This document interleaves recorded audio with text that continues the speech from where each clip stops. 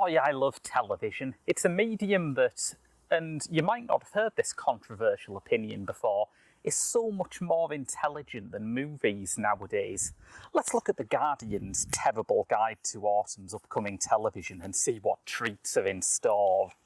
Oh wow, there's a show set in the future about technology going out of control, and it's kind of hard to tell whether it's real or a dream. Where do they get these ideas? Meanwhile, let's see what intelligence-insulting chod we've got over in the film section. Cold War, Black Klansman, new film by Agnes Varda. Ugh.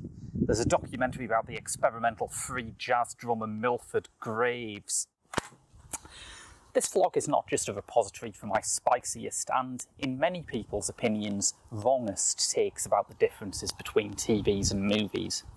It's about how the two forms affect each other, change each other, and I'm not just talking in the obvious ways like there's a show with Julia Roberts and a show with Jim Carrey in there, or about the way that Ryan Murphy's next show will tell the story of Ken Kesey's novel One Flew Over the Cuckoo's Nest. It's a story that you just couldn't tell on film, really, isn't it? No, this is about cinema's loss of cultural prestige. The fact that new films, barring the blockbusters like Avengers Infinity War, aren't really the things that are driving the pop cultural conversation so much as your likes of Game of Thrones are. This is about how cinema's adapting to that position, and it's about how it's adapting to that position in a way that I think is very misguided. A while back I wrote an article for the Geek show about how plot twists did not exist in modern cinema. The standard blockbuster generally has the surprise villain at the end turn out to be the person who you never liked anyway. I ascribed this change in my article to the fact that modern blockbuster films are really marketed based on their source material rather than their stars or directors or even whether it's in a saleable genre or not. I took as my example Iron Man 2, which I think most people would agree is hardly the best of the Marvel stable. It has an overcomplicated plot whose main two strands, the attempts by various villains to get Tony Stark's suit and the attempts by Nick Fury to recruit Tony Stark to the Avengers, do not intersect in any way other than the figure of Tony Stark. And I suggested in the article that any competent screen doctor would know how to fix this.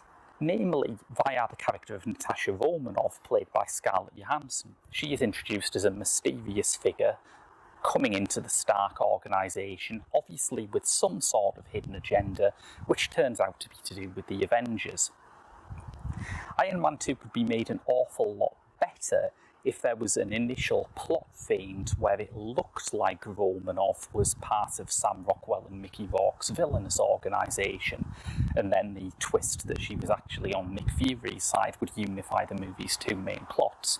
But you can't do this because 90% of the audience for a film like Iron Man 2 will either know who Natasha Romanoff is from the comics or have read an article online explaining who Scarlett Johansson is playing in the new Iron Man movie.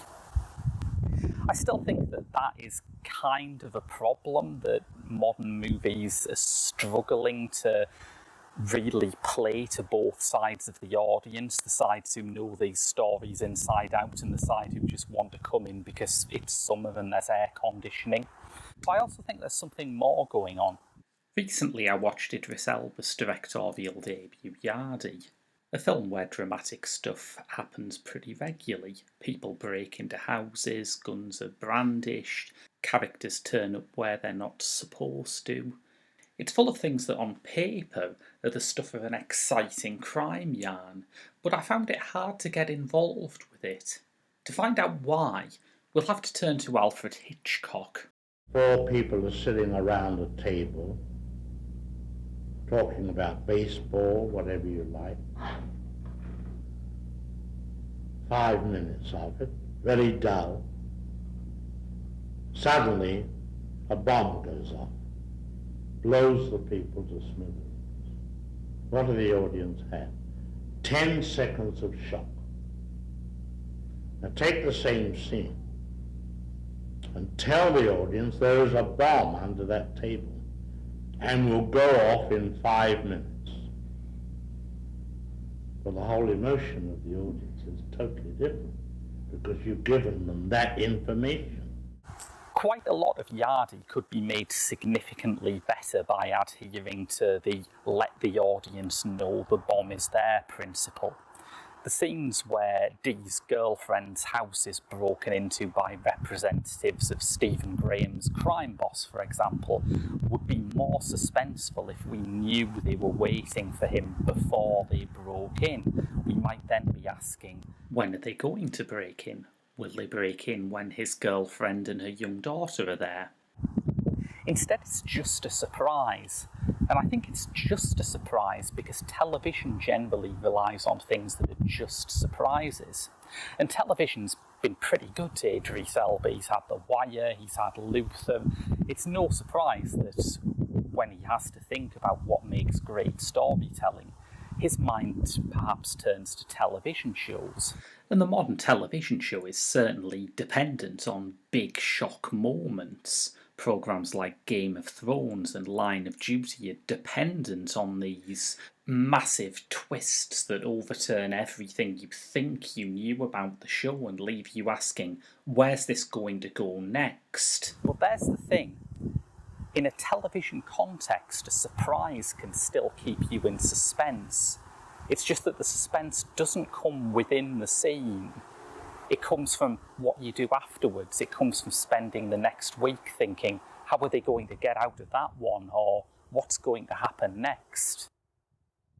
Putting television-style surprises into a film context, as I believe Yardie does, kind of misunderstands why those big shock moments in television have such cultural currency.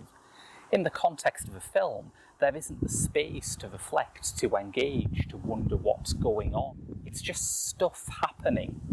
I first started noticing this tendency when I watched the Angelina Jolie vehicle Salt, a film which is nothing if not a load of stuff happening. It's so video game-ish that for most of the action scenes the camera sticks behind the heroine, tracking her as though she's an avatar. Compare this to the Mission Impossible films, which remained stubbornly on Tom Cruise's face. There's a moment halfway through Salt where someone's motivations are revealed to be the exact opposite of what you think they have, and it lands with no impact whatsoever. And part of that's to do with the kineticism of the film. Salt is not a John le Carré style spy movie where someone's motivations or an act of betrayal make a major impact. But even watching it, I felt this should have some impact on me. But it doesn't, because it's not a twist, it's just a shock.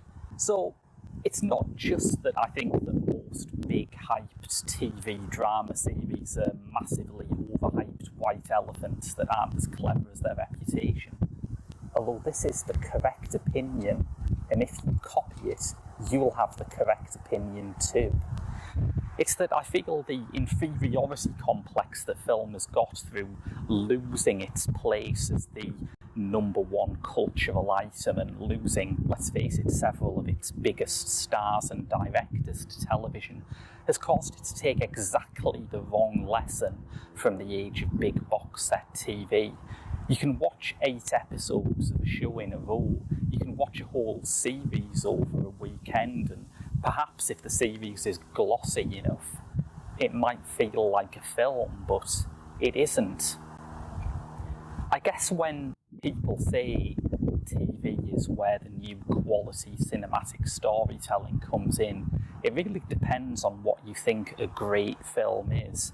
If your idea of a great film is something like The Parallax View or Serpico, 2 films which, for the record, I do think are absolutely great and deserve to be called great films, then you're going to find that kind of twisty, character-driven thriller is done better on TV now. I think a great film is Werner Herzog's Fata Morgana. Denn Gedeihen dem Landarbeiter teils Schmerz, teils Freude bringen. Schwierig ist es, am Wegesrand nicht auf ein Dromedar zu stoßen, typisch angeschirrt als Zug, Arbeitslast und Reittier.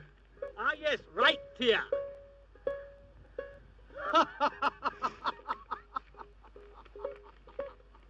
Und hier, kaum wenden wir den Blick nach rechts, ist die Wonne für den Besucher schon wieder verflogen.